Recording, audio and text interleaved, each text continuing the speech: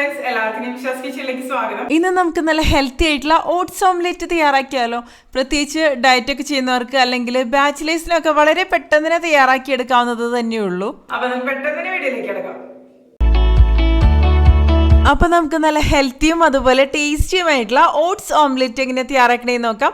അതിന് വേണ്ടിയിട്ട് ഞാനിവിടെ ഒരു പാനിലേക്ക് 1/4 കപ്പ് അളവിൽ ഓട്സ് ആണ് ചേർത്ത് കൊടുക്കുന്നത്.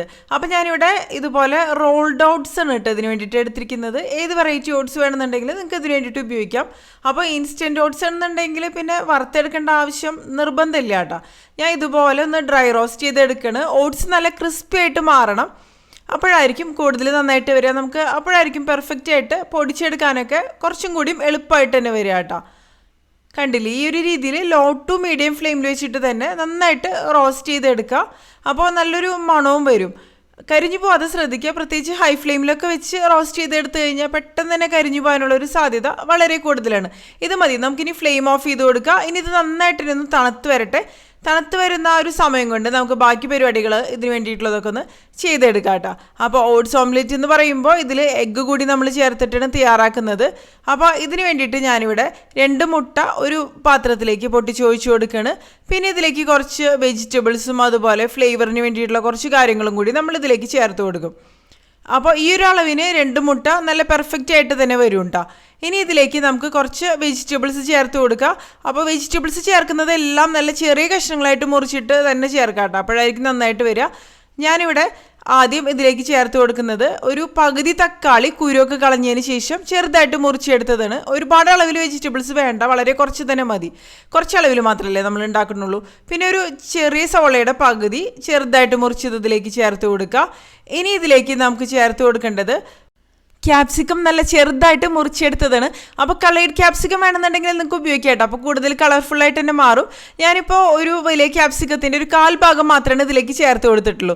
പിന്നെ ഇതിലേക്ക് പുതിനയില മുറിച്ചത് ഒരു 1.5 ടേബിൾ സ്പൂണോളം അളവിൽ ചേർത്ത് കൊടുക്കുക. പിന്നെ മല്ലിയില മുറിച്ചതും ഏകദേശം ഒരു 1.5 ടേബിൾ സ്പൂണോളം അളവിൽ തന്നെ ഇതിലേക്ക് ചേർത്ത് കൊടുക്കുക. അപ്പോൾ മല്ലിയിലയും പുതിനയിലയും നല്ലൊരു ഫ്ലേവർ തന്നെ ഇതിന് കൊടുക്കും കേട്ടോ. ഇനി ഇതിലേക്ക് ക്യാരറ്റ് ഗ്രേറ്റ് ചെയ്തത് ചേർത്ത് കൊടുക്കുക. ഞാനൊരു ക്യാരറ്റിൻ്റെ 1/4 ഭാഗത്തോളം ഇതുപോലെ വലുതായിട്ട് ഗ്രേറ്റ് ചെയ്തത് ചേർത്ത് കൊടുക്കുന്നത്. പിന്നെ ഒരു പച്ചമുളക് ചെറുതായിട്ട് മുറിച്ചത് ഇതിലേക്ക് ചേർത്ത് കൊടുക്കുക. പച്ചമുളകും നല്ലൊരു ഫ്ലേവർ തന്നെ കൊടുക്കണ്ട. അപ്പോൾ കുട്ടികൾക്ക് കൊടുക്കാനാണെന്നുണ്ടെങ്കിൽ പച്ചമുളക് വേണമെന്നുണ്ടെങ്കിൽ സ്കിപ്പ് ചെയ്യാം. അതിന് ശേഷം പിന്നെ നമുക്ക് ഇതെല്ലാം കൂടി ഇതുപോലെ നന്നായിട്ട് തന്നെ ഒന്ന് മിക്സ് ചെയ്ത് കൊടുക്കുക. എല്ലാം നന്നായിട്ട് മിക്സായിട്ട് തന്നെ വരണം കേട്ടോ ഈ ഒരു രീതിയിൽ. അപ്പോൾ ആവശ്യത്തിന് ലൂസായിട്ട് തന്നെ ഇത് ഇരിക്കണം. ഒരുപാട് വെജിറ്റബിൾസ് ചേർത്ത് കൊടുത്താലും നന്നായിട്ട് വരില്ല. ഇതിലിപ്പോൾ അത്യാവശ്യം നല്ല രീതിയിൽ തന്നെ നമ്മൾ വെജിറ്റബിൾസ് ചേർത്ത് കൊടുത്തിട്ടുണ്ട്. അതുകൊണ്ട് തന്നെ ഇത് കൂടുതൽ ഹെൽത്തി ആയിട്ട് തന്നെ മാറും. പ്രത്യേകിച്ച് വെജിറ്റബിൾസൊക്കെ കഴിക്കാൻ മടിയുള്ള കുട്ടികൾക്ക് ഈ ഒരു രീതിയിലൊക്കെയാണെന്നുണ്ടെങ്കിൽ കൂടുതലായിട്ട് ഇഷ്ടപ്പെട്ട് കഴിക്കുന്നുണ്ടോ. അപ്പോൾ ഇപ്പോൾ കണ്ടില്ലേ, ഓട്സ് നന്നായിട്ട് തണുത്ത് വന്നിട്ടുണ്ട്. ഇനി നമുക്കിതൊരു മിക്സിയുടെ ജാറിലിട്ടിട്ട് നന്നായിട്ട് പൊടിച്ചെടുക്കാം. അപ്പോൾ ഓട്സ് നന്നായിട്ട് തന്നെ പൊടിഞ്ഞ് വരണം. കണ്ടില്ലേ, ഈ ഒരു രീതിയിൽ പൊടിച്ചെടുത്തിട്ടുണ്ട്. ഇനി നമുക്കിത് തയ്യാറാക്കാൻ വേണ്ടിയിട്ട് തുടങ്ങാം. ബാക്കിയുള്ള കാര്യങ്ങളൊക്കെ ഒന്ന് ചെയ്തെടുക്കാം. അപ്പോൾ ഓട്സ് പൊടിച്ചെടുക്കുമ്പോൾ എന്ന് പറയുന്നത് നല്ല ഫൈനായിട്ടല്ല, ചെറിയൊരു തരികളോട് കൂടി തന്നെയായിരിക്കും നമുക്ക് പൊടിച്ചെടുക്കാൻ പറ്റുക. ഇനി ഇതിലേക്ക് ഞാനൊരു 1/4 കപ്പ് പാലാണ് ചേർത്ത് കൊടുത്തിരിക്കുന്നത്. അതിപ്പോൾ തിളപ്പിച്ചെടുത്ത പാലോ തിളപ്പിച്ചെടുക്കാത്ത പാലോ ഏതായാലും കുഴപ്പമൊന്നുമില്ല കേട്ടോ. നന്നായിട്ട് തന്നെ വരും പശുവിൻ പാല്. ഇനി പാലും കൂടി ചേർത്തിട്ട് ഒരു ദോശ ബാറ്ററിൻ്റെ ഒരു കൺസിസ്റ്റൻസിയിൽ മിക്സ് ചെയ്തതിന് ശേഷം ആ ഒരു ഓട്സിൻ്റെയും പാലിൻ്റെയും ആ ഒരു മിക്സ് ഉണ്ടല്ലോ, അത് നമ്മൾ നേരത്തെ മിക്സ് ചെയ്ത് വെച്ച ആ ഒരു മുട്ടയുടെ ആ ഒരു മിക്സിലേക്ക് ചേർത്ത് കൊടുത്തിട്ട് നന്നായിട്ട് തന്നെ ഒന്ന് മിക്സ് ചെയ്ത് കൊടുക്കുക. ഈ ഒരു രീതിയിൽ എല്ലാവരുടെയും നന്നായിട്ട് തന്നെ ഒന്ന് യോജിച്ച് വരണം. കണ്ടില്ലേ, ഇനി നമുക്ക് ഇതിലേക്ക് ചേർത്ത് കൊടുക്കേണ്ടത് ഉപ്പൊക്കെയാണ്.